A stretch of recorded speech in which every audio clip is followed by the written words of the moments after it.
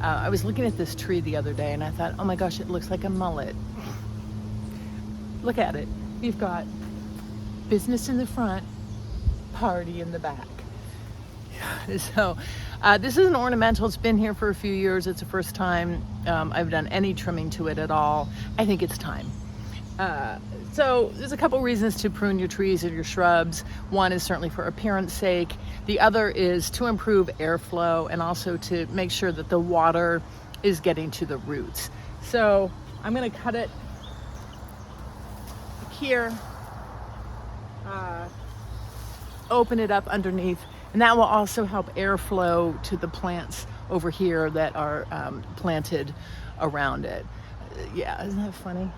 Mullet tree getting a haircut. He'll feel so much better, or she will feel so much better afterwards. So let's go get it done.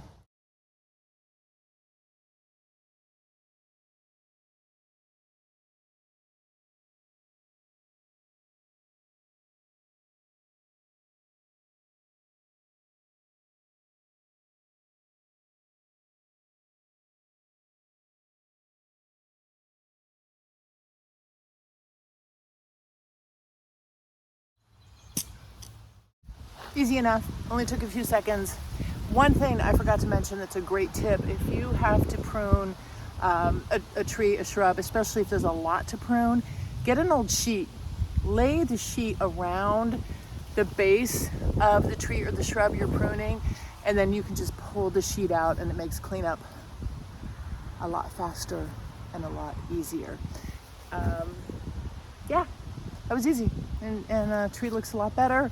This will also help, excuse me, this will also help encourage more growth from the top, which is what we want to fill that tree out. So I'm Deb, thanks for hanging out with me in my Maine gardens, and if you like this video, please comment and please subscribe to the channel. More to come, bye.